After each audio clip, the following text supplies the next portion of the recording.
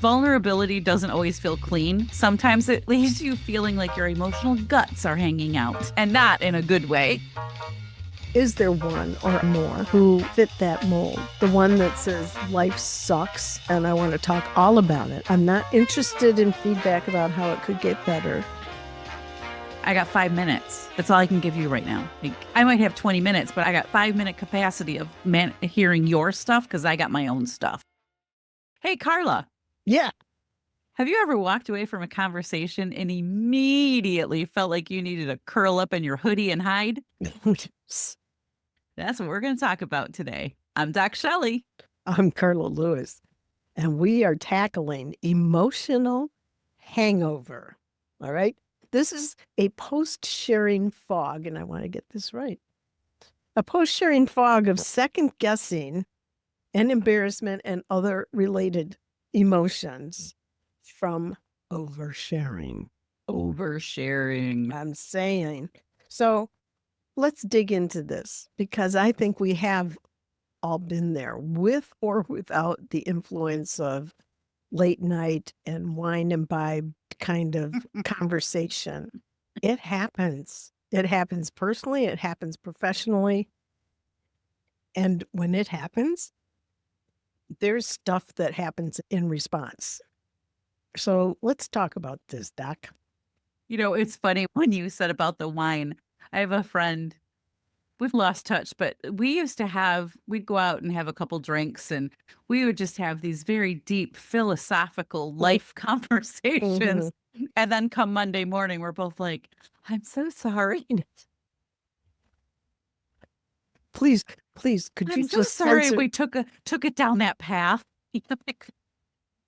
But every time we'd go out for drinks, it happened. It was very funny. Apparently, we both get philosophical when alcohol is involved. Well, that may be true. And it's also an indication that we have these pent up things. Yeah. That when we can find something that feels like it's close to the right time in the circumstance and audience, that it's okay. Sometimes we actually forget to filter that, but we're going to talk more about that. Yeah. So you talked a little bit about what is that emotional hangover. And I would like to just add to that some signs that you may recognize when you're in an emotional hangover. Okay. You replay that conversation over and over and over. You might be wondering, does that person now see me differently because I just threw it all out there? Or you may even have a desire to pull back from that person because you just want to reel it all back in and wish you never said it. And that is really hard to do. You can't, it's like unscrambling an egg. You cannot can't unhear it. And they can't unknow whatever it is you shared. Right. This quote is coming to my head. I have no idea where I saw this. It was actually recently, but it was vulnerability doesn't always feel clean. Sometimes it leaves you feeling like your emotional guts are hanging out, and not in a good way. You want to control that exposure, is I think you're saying there. Yes. So we think about, why does this happen? Why does the overshare happen? What's behind that? I would think one of the first things is that if I'm feeling even the slightest bit amount of safe,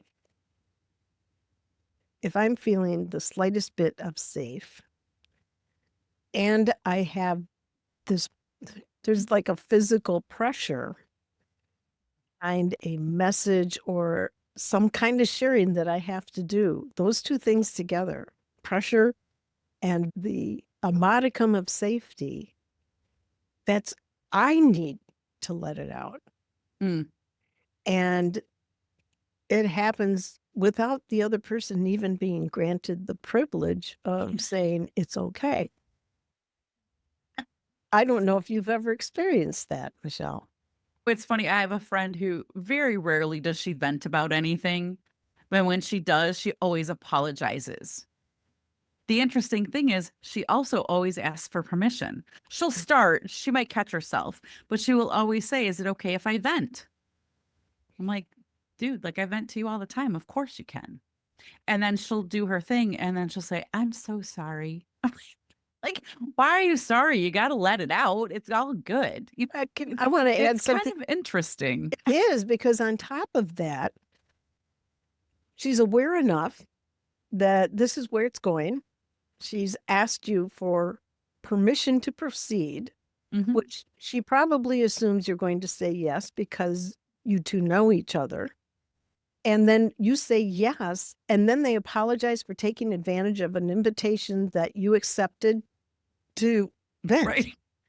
Right. What is it? When we are we apologizing to you, or are we apologizing to ourselves by even having to acknowledge that's what we were thinking or feeling in that moment? That was the Right. focus of the conversation. Yeah. I don't think she's apologizing to me for taking my time. I think it's more of an apology for being real and letting it all hang out. And for her, that's her emotional hangover. And again, the whole notion that you have to apologize once you're given the opportunity to go ahead and vent, that you actually feel the way you do, that you think the way you think, and that you said what you said. Right. So Yeah. there's this additional level of judgment. First, can I or can't I share what I'm thinking? And then, am I happy?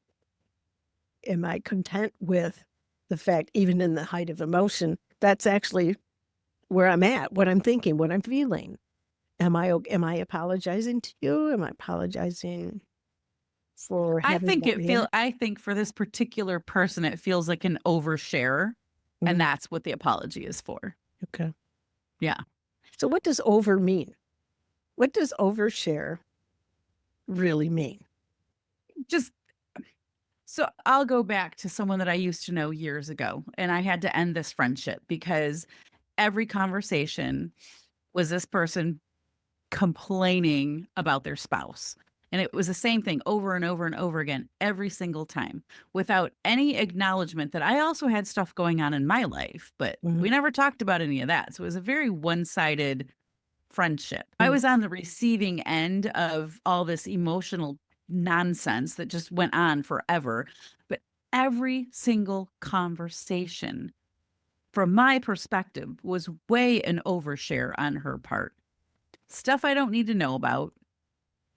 And it was constant repeating of the same things over and over again, and a complete lack of willingness to change anything. So I would want to interject right there for our listeners. Consider, in the folks that are in your circle, is there one or are there more who kind of fit that mold? The one that says, life sucks and I want to talk all about it. I'm not interested in feedback about how it could get better, because that doesn't serve me. What serves me is being able to have somebody who will listen to me as to how much it sucks. And you want to find a way to be able to say, thanks. I've heard it before, and hearing it again doesn't serve either of us. And if you don't want to do something about it, what I need to do is get in the way of us having this conversation ever again. Okay, that wasn't very loving. But, and you get to that point, right? Saying, please. In fact, I don't even want to think about getting back together with you for coffee or drinks or whatever it might be, because I know where it's going to go. And literally with this person, it was every single conversation. Mhm. I might call her to ask her something or get her perspective on something. And before I could even say what I was calling, she would just go into her litany of all the woes. And I literally ended the friendship because of it. I was like, I can't, I'm not willing to listen to this anymore. And when I became an unwilling partner, that was the end of that. But I think that's an extreme example. But I think when we think about oversharing and why it happens, it's for some people, it's that pent up emotion because they don't like, look, we're never taught how to feel, how to process our emotions. Now, I was in my 50s before I started to figure out how to do that. I still don't have it mastered, but we're not taught those things. So when somebody may ask, and I've done this to you a couple times, you ask me a question like, how did whatever go today? And I just offload. And that's that emotional release in a safe place. in And a you safe don't, place. yeah, you don't even have to double check because you know. Right. And so, but that's why we sometimes overshare, is that it's getting rid of that emotion because we don't know how else to do it. We don't know how else to process it. It might be because we want to connect, we want to be seen. Mm. I think some people also mistake being raw for being real. Mm. So I'm going to show you all my dirty laundry, all of it, without any filter. And I'm going to wake up the next morning going, oh my God, why did I do that? Versus just being more authentic every day. And that authenticity, Michelle, when we're feeling something that feels like it just needs to come out, Mm-hmm. there's a balance, I guess. There's a balancing act that comes into how much coming out serves me, because it's like you're looking for that release valve and you find someone. So I call Michelle and I say, I am really just need to let this out. And I think what happens is, so we get that top steam, it comes out, but there's all of this other stuff that stopped behind it. Right. It says, oh my God, here's an opportunity. And then, Yeah. if I think about our last episode around the armor, we're used to hiding those big emotional things. Mm-hmm. We're used to hiding our feelings because as kids, we were told, don't do that. Absolutely. So that when we do open up, it's just like the whole floodgate just opens and the dam is burst. And the reflection in this includes, okay, what is it that keeps us from being able to process some of those pressure release moments in time, not stuffing them down? And that might go back to the last episode as well, in terms of the armor getting in the way of being able to, okay, I need to process this. And if we don't figure out a healthy way to process it inside, it just gets pent up. And I think it's like the 4th of July. You get one spark next to that wick and boom. Fireworks go off. Really? And there's no putting them back into that little missile. So when it happens, I think there's two things. One is being able to become aware when it is happening, and what might be some of the things we could use to temper that if we're not choosing to in a healthy way, process those pressures as they come along, as opposed to tamping them down. And then on the receiving side, what are some of how do I keep myself safe and okay in saying, I'm uncomfortable with where this is going, which I don't know that that's the right way to verbalize it, but saying, I sense a whole lot of shit coming my way. And I'm not comfortable being in a position to receive it. I think when we think about you've done the emotional diatribe, I think if it's unusual for you and to whomever you let loose on, right? I think we have to recognize that you got vulnerable and that is not a crime. Don't shame yourself about it. It happened. And then I think we think about recovery from it, right? I'm a big journaler, so Yes. think about why that happened, and don't judge yourself for it. Just roll with like what happened, why it happened, what might I have recognized earlier so I didn't blow. And maybe you need to go back to that person and just say, whew, I went pretty deep on you yesterday. How you doing? You just check back in. And I think really reflecting on that why when you're journaling. Why did I do it? Was it because I was trying to connect? Was I trying to feel validated? Was I feeling anxious? Or any number of things that were going on? Why did it happen? That's interesting. If I could, yeah, I know there's more coming, but just the notion about that I'm trying to connect. So there's something about trying to connect with someone that incites this, let me just dump a whole load on you. Yeah. Some people don't have a lot of friends. They don't have people that they can connect with on a daily basis. They don't, or they have just real shallow connection with people. Mm. And so this could be a way of getting deeper connection for them.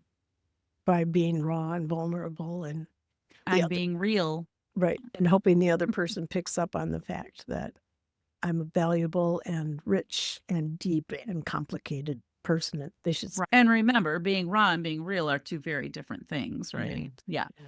The other thing I would add to how to recover, and you kind of alluded to it, is that boundary.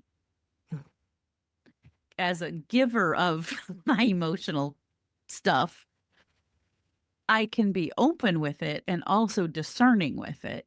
As a receiver of it, it is incumbent upon me to say, this is going too far. I don't have the emotional capacity for this right now. Every once in a while, when someone asks me if they can vent, I'm like, I got 5 minutes. That's all I can give you right now. Like, I might have 20 minutes, but I got 5 minute capacity of hearing your stuff because I got my own stuff. So that boundary, I think, when we think about this emotional hangover, is really important. Can I just underscore what you just talked about?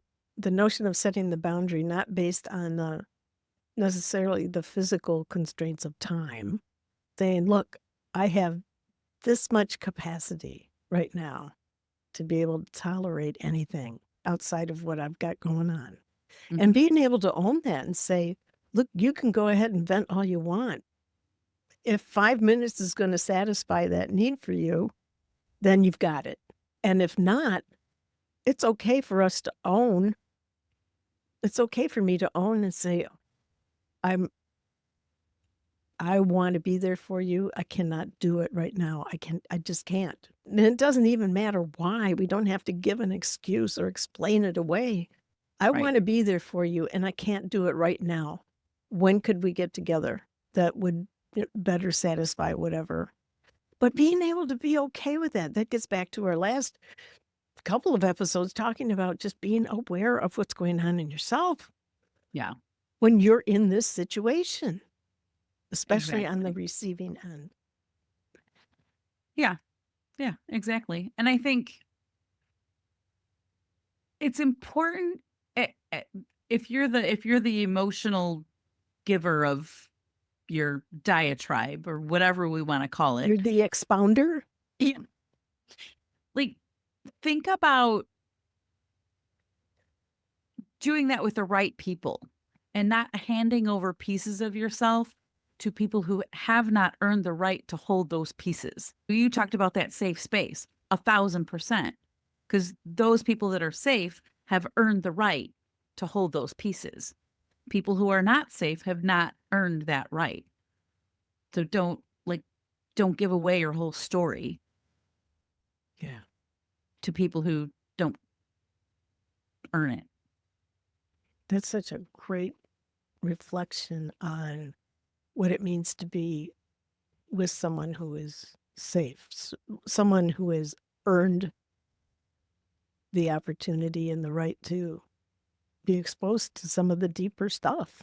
Just I Yeah. love that. Because that's a vulnerable thing to do, right? Mm. And you're probably only gonna be vulnerable with the people that you trust, that are safe. And not everyone deserves the whole package that is you. Just You get to decide what you share. You pushing get to back decide when to share it. a little bit. There are some who would recognize that you're only going to be that vulnerable with people who are safe. There are others who aren't thinking along those same lines. And we talked about it before. You oversharing with people who haven't earned that right. So it's like, what's going on inside of me to judge whether or not is it more important that I say what I want to say, regardless of who you are or the situation I'm in? Or is it more important that I be able to share what's going on with me with somebody who will honor and respect it for what it is, which is a painful, soulful piece of me?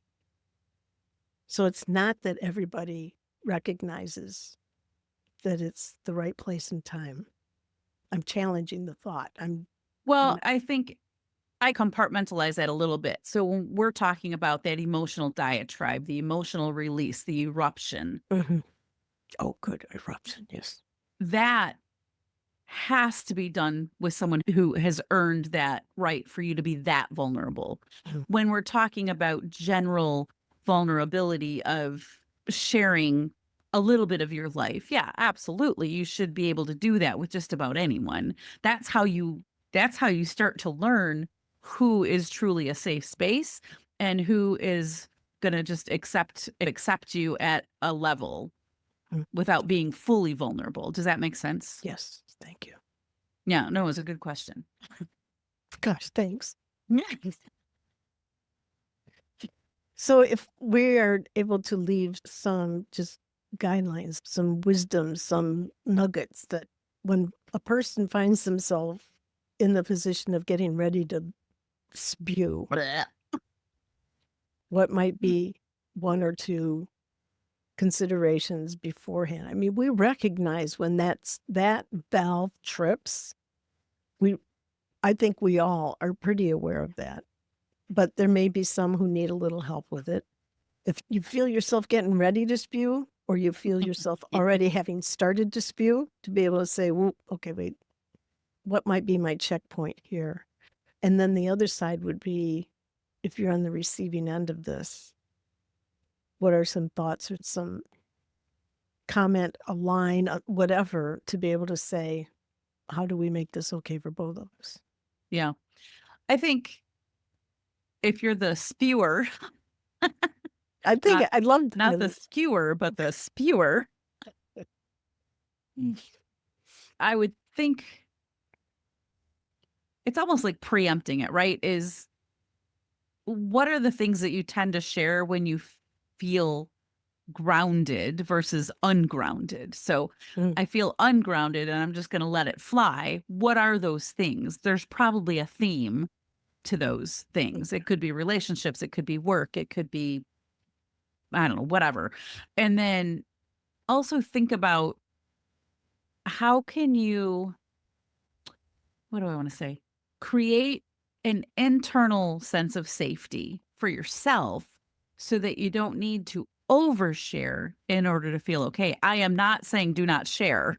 I'm talking about oversharing. okay. Yeah. So we can still share what's going on in a way that's not oversharing that you're the next morning you're going to have that hangover and go, ugh, why did I do that? Why did I say all that? Or playing that conversation over and over again, like we talked about in our last episode. So, what are some things that you can do for yourself to provide a little bit of that release so that you know, I consciously want to share this versus unconsciously just letting it all Mm, fly? okay. Okay. And then I think for being on the receiving end of that, you have some options, right? You can just be there for the person and say, it's okay, I got you, have at it. If you do not have the emotional capacity, it is the kind thing to do Mhm. to say, I can't do this right now, but 2 hours from now, I'm all ears. Or suggest journaling on it and then coming back to me with a core message. I think there's things we can do there. And I think you want to, when somebody, when you're somebody's safe space, it can be a big responsibility. Mm, mhm. And so, whatever you do, do it with kindness and compassion. Whether it's, I don't have time for this right now, or I do have time for this right now. Both things can be done kindly and with compassion. What would you add? It's mutual respect. We have to respect both parties in that exchange, the spewer and the spew-ee, and being able to operate from that place of, I value and respect you. I'm expecting that's the truth in return. And this is what's going to work. Yeah, exactly. And I think we talked about it earlier. You don't owe anyone a full download in order to be authentic. You can give them little snippets that are authentic versus the whole emotional diatribe that some people just don't need to hear. Yeah. And I think another piece is going to be getting safe enough with yourself Mm-hmm. to be able to process through whatever Absolutely. is perhaps the ignition for that spew. Because I think in that process, then we have an opportunity to really reflect on what the hell is behind the sense that I'm about to blow. It gets back to that self-awareness saying, you need to find a safe place in yourself to be able to chew on that so that when you do decide it's time to spew, it's really not just this projectile kind of sharing. It's focused, it's considered, I'm really wanting to process this, not just let it go. Mm-hmm. Sounds like a great place to wrap that up. With that, I am Doc Shelley. And I'm Carla Lewis. We'll see you next time. You don't owe anyone a full download in order to be authentic. You can give them little snippets that are authentic. And I think another piece is going to be getting safe enough with yourself Mm-hmm. to be able to process through whatever Absolutely. is the ignition for that spew. Because I think in that process, then we have an opportunity to really reflect on what the hell is behind the sense that I'm about to blow.